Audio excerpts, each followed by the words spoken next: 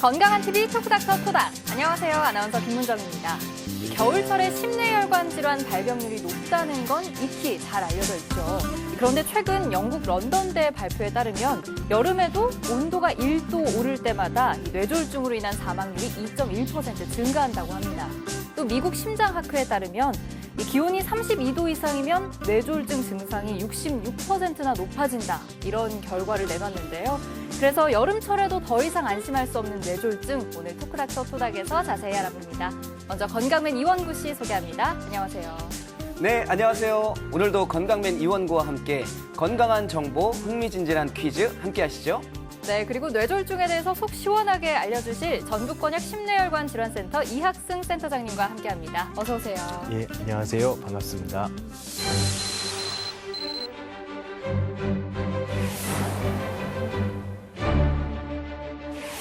네, 쌤 먼저 이 뇌졸중이란 무엇인지 알려주시죠. 이 뇌졸중은 과거에는 중풍으로 알려져 있었죠. 그런데 이제 뇌졸중이라고 하면은 뇌혈관이 갑자기 막히거나 터져서 이 머리로 가는 혈액순환이 잘 안 되면서 언어장애와 같은 갑자기 이상한 신경계 증상이 발생하는 모든 경우를 이야기를 하고요. 말씀드린 바와 같이 뇌졸중은 혈관이 막혀서 생기는 뇌경색하고 혈관이 터져서 생기는 뇌출혈로 구성되어 있습니다.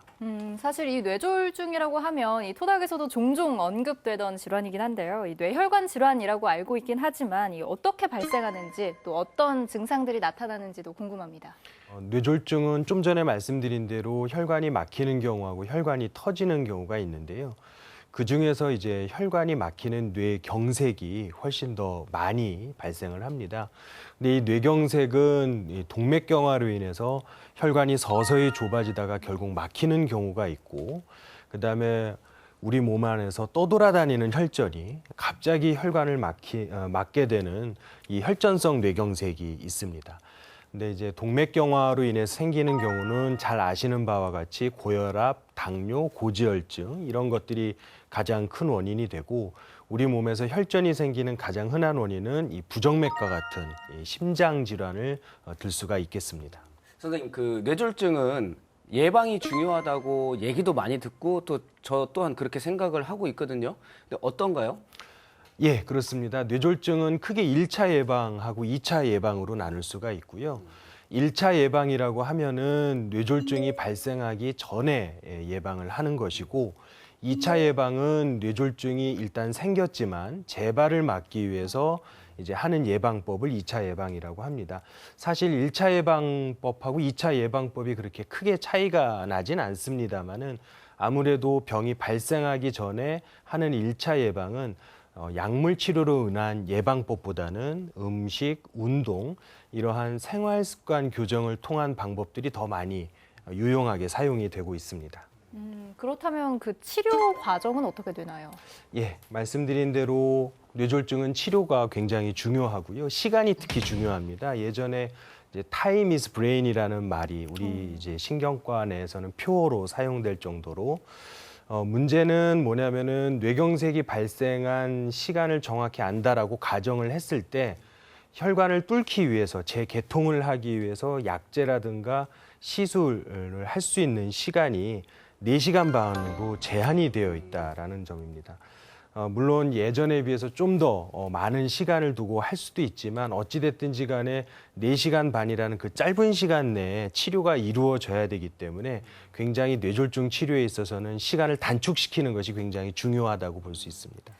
그러니까 이게 증상 발생 후 4시간 30분. 원구 씨, 네. 뇌졸중 발생 후 4시간 30분이에요. 시간이 없어요. 아시겠어요? 저한테 왜 그러시는 거예요? 한 번 더 꼼꼼하게 짚어드려요. 저 기억 못할까 봐 지금 그러는 거 아니에요? 그럼요. 선생님, 그러면 어떤 증상이 있었을 때 4시간 30분 전에 찾아가야 되나요? 병원을?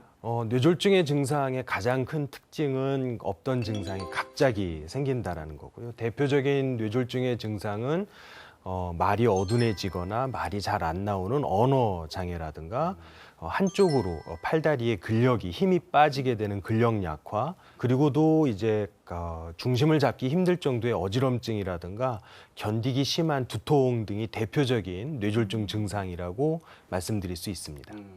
여러분 잘 들으셨죠? 이런 증상이 발생이 된다 하면 4시간 30분 전에 꼭 병원을 찾으시기 바랍니다. 네, 이 뇌졸중 예방약으로 또 가장 많이 알려진 게 사실 아스피린이잖아요. 그런데 이거를 좀 일찍부터 복용을 시작하는 게 효과가 더 좋을까요? 지금까지 뇌졸중 예방을 위해서 가장 잘 알려져 있는 것이 아스피린 약이고요. 실제로 2차 예방을 위해서 가장 먼저 사용되는 약이 아스피린이기도 합니다. 근데 여기서 좀 구별을 좀 하실 필요가 있는 것이 1차 예방의 권고약으로서의 아스피린은 이제 제외가 되었습니다. 그 이유는 이 아스피린이 병이 생기기도 전에 오랜 기간 동안 복용을 한다라고 해서 뇌졸중을 예방하는 효과가 그렇게 크지 않을 뿐더러 아스피린이 가지고 있는 단점, 그러니까 위장출혈을 일으킬 수 있는 장복을 했을 때 이러한 문제들이 여러 번 보고가 됨에 따라서 지금은 1차 예방을 위한 아스피린은 제외되고 있는 그런 상태입니다. 그러면 무턱대고 막 먹어서는 안 되겠네요. 네. 그렇습니다. 네. 네. 첫 번째 오늘 OX 퀴즈가 이 아스피린하고 관련이 있거든요. 네. 첫 번째 OX 퀴즈 시청자 여러분들도 집중해서 함께 보시죠.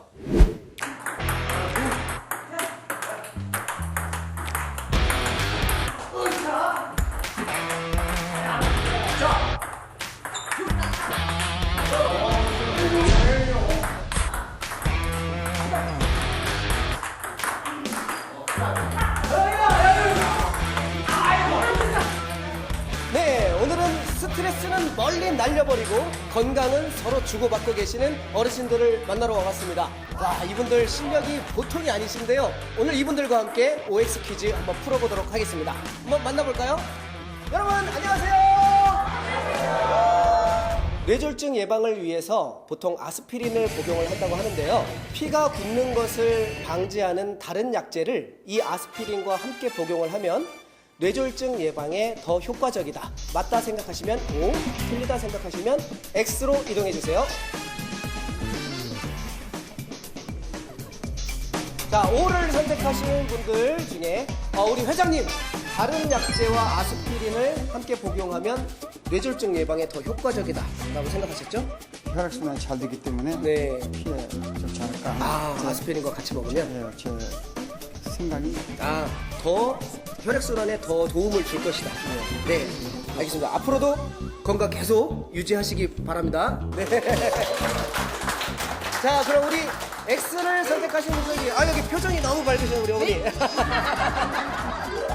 아스피린과 다른 약제를 사용하면 효과적이지 않다. 아스피린만 먹어도 네. 혈액순환이 잘 되고 네. 그러는데 또 수술할 때 지혈이 안 된다고 걱정하는데 네. 거기다가 또 잘 되는 약을 더 먹으면 과잉 반응이라고 할까? 너무나 넘쳐서 안 될 것 같아요. 자신 있는 어떤 기술 있으신가요? 기술은 없어요. 나는 때리는데 약해가지고. 때린다고 때리면 이게 어머니로 핵 가버려요. 그래가지고. 그럼 어떤 그- 수비형이신가요? 수비형? 수비형이죠. 수비형이세요? 예, 예. 한번 받아보시겠어요? 그러면 예, 수비를 예. 어떻게 하시는지? 수비는 잘해요.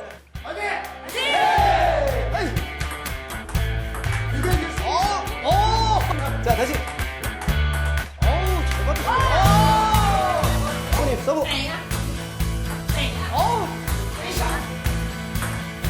잘하시네.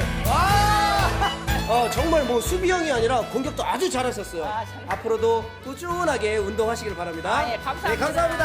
화이팅! 네, 아스피린과 함께 항혈소판제를 같이 복용하면 뇌졸중의 예방에 더 효과적이다. 맞으면 O, 틀리면 X. 네, 정답은요? 예, 정답은 X입니다. 물론 어떤 특정 혈관 상태에 따라서 일정 기간 동안 아스피린과 다른 항혈소판제를 같이 사용하는 경우도 있습니다만은 일반적으로는 여러 가지 항혈소판제를 오랜 동안 복용을 하시게 되면 오히려 위장출혈과 같은 부작용의 우려가 더 높습니다. 그래서 일반적으로는 항혈소판제는 한 가지로만 사용을 하는 것이 권고되고 있습니다. 네, 그러니까 이 혈소판, 피를 멎게 해주는 걸 막아준다는 건 이 피를 잘 통하게 해주는 약물이라는 뜻인데 또 항응고제라는 게 있잖아요. 이게 어떤 점에서 다를까요? 예, 그 두 가지 약물은 모두 다 뇌졸중 예방 약물로 사용을 하는데 동맥경화인 경우에는 결국 혈관이 좁아지는 것을 막아야 되기 때문에 그때 사용하는 약이 항혈소판제라고 말씀드릴 수 있고요. 혈전이 떠돌아다니는 경우에는 그 혈전 자체를 녹여버려야 되기 때문에 일종의 피를 묽게 만드는 그런 역할을 하는 것이 항응고제라고 할 수가 있겠습니다. 다만 항응고제는 약물 농도가 일정하게 유지가 되어야 되기 때문에 혈액 검사를 주기적으로 시행을 하면서 약을 쓰지요. 근데 요새는 새로운 항응고제들이 여러 종류 개발이 되면서 피 검사 없이도 사용할 수 있는 항응고제가 개발이 되어 있습니다. 그러면 이 시술이나 수술로서 할 수 있는 방법들도 물론 있겠죠? 예. 혈관이 너무 많이 좁아져 있는 경우에는 약만으로는 제대로 된 효과를 보기가 어렵습니다. 그래서 가장 많이 실시하는 시술이 이 목동맥 스텐트 시술이라고 그래서 좁아져 있는 목혈관을 마치 우리가 풍선이라든가 스프링 같은 것을 넣어서 확장시키는 시술이 있고, 또 하나는 머리 안에서 혈액순환이 원활하지 못하는 경우에는 이 두피에 있는 피부 혈관을 머리 안으로 이식을 해가지고 혈액순환을 원활하게 해주는 그러한 방법도 있습니다. 다만 처음부터 이러한 시술이나 수술을 하는 경우는 아니고요. 약물 효과가 충분히 나오지 않는 경우에 선택적으로 사용을 하고, 시술 후에도 약물 치료를 같이 병행을 해야 더 큰 효과를 얻을 수가 있겠습니다. 네, 오늘 토크닥토토닥 전북권역 심뇌혈관 질환센터 이학승 센터장님과 함께하고 있는데요. 이어서 두 번째 OX 퀴즈 화면으로 함께 만나보시죠. 뇌졸중 예방을 위한 운동 효과를 보려면 꾸준히 하루 40분 이상 운동해야 한다. 맞다 생각하시면 O, 틀리다 생각하시면 X로 이동해 주세요. 자, 그럼 O를 선택하신 분들 먼저 만나보도록 하겠습니다. 왜 40분 이상 운동을 해야 운동 효과를 볼 수 있다 생각하시죠? 운동을 꾸준히 해야 네. 효과가 있다고 들었거든요. 네네네. 그래서 쉬다 그냥 조금 쉬다 조금 하면 효과가 없는 것 같아요. 상대방이 있다 생각하시고 이렇게 한번 폼을 한번 잡아볼까요? 스매시. 오! 이게 지금 아니 어머니 얼추 보면은 이게 지금 스매싱 같기도 하지만 얼추 춤을 추시는 것 같기도 해요. 이렇게. 감사합니다. 저쪽에 아까 두 분 남아 계셨는데 뇌졸중 예방을 위해서 꼭 40분 이상 하지 않아도 된다 생각하시는 이유는요? 일주일에 매일 하는 것보다 이틀에 한 번씩 30분 정도면은 저희 나이에는 좋하다고 그랬어요. 아, 네. 그게 더 효과적이다. 네. 그럼 어머님 운동은 얼마나 하셨어요? 저는 한 4년 정도 4년 정도요? 네. 나오셔서 이렇게 탁구를 하시고 좋아지신 점은 뭐가 있을까요? 일단은 저한테 활력소도 되고 네. 또 저 마음의 힐링도 되죠. 네네네. 그 여기 오니까요. 네. 사실은 제가 여기서 제일 아마 막내일 거예요. 정말요? 네, 저한테 또 따뜻하게 해주고 그러기 아이고. 때문에 제가 여기 많이 또 취미생활을 다니고 있습니다. 아주 이쁨 많이 받는 저희 우리 여동생. 네, 앞으로도 건강하게 운동 이어나가시길 바라겠습니다. 네, 감사합니다. 네, 뇌졸중 예방을 위해 운동 효과를 보려면 꾸준히 하루 40분 이상 운동을 해야 한다. 맞으면 O, 틀리면 X. 네, 정답은요? 예, 정답은 X입니다. 매일같이 운동을 하는 것은 좋습니다. 예, 그런데 굳이 매일 운동을 꼭 해야 된다라고 되어 있지는 않고요. 권고사항에서는 일주일에 4일 이상이면은 족하다라고 되어 있고, 그다음에 무엇보다도 한 번에 다 40분 이상을 꼭 해야 될 필요는 없습니다. 그래서 힘드시다면은 10분씩 나눠서 하더라도 하루에 총 운동량이 40분 이상이면 괜찮은 것으로 그렇게 되어 있습니다. 그러면 뇌졸중 예방에 좋은 운동 추천해 주신다면요? 그러니까 우리가 운동이라고 하면은 가장 오해를 하시는 것이 막 역기를 이렇게 들어 올린다거나 아니면 땀을 뻘뻘 흘려야 될 정도로 좀 열심히 운동을 해야 좀 운동을 했다라고 생각을 하시는 경우들이 많은데 그렇지는 않습니다. 가벼운 산보나 맨손 체조부터 시작을 하는 것이 좋고요. 다시 말씀드리면 가벼운 유산소 운동으로 시작을 하는 것이 좋습니다. 이 운동도 중요하겠지만 사실 제가 운동을 그렇게 성실히 하는 타입이 아니어서 그런지 몰라도 이 일상생활에서 뇌졸중을 예방할 수 있는 방법들이 다른 것들도 좀 있을 것 같아요. 생활 습관 교정이라고 하는 부분인데요. 대표적인 것이 이제 금연과 금주입니다. 앞에서도 여러 번 자꾸 말씀을 드리지만 동맥경화하고 혈전을 일으키는 원인들이 조금씩 다 다르거든요.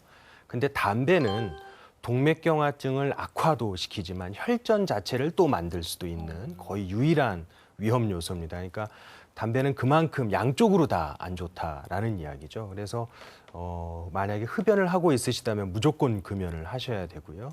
물론 오늘부터 금연을 한다라고 해서 내일부터 바로 효과가 나오진 않습니다. 적어도 한 2년에서 4년간은 꾸준히 금연을 하셔야 이제 그동안 담배를 피지 않았던 분하고 비교했을 때 좀 비슷해질 수 있고요.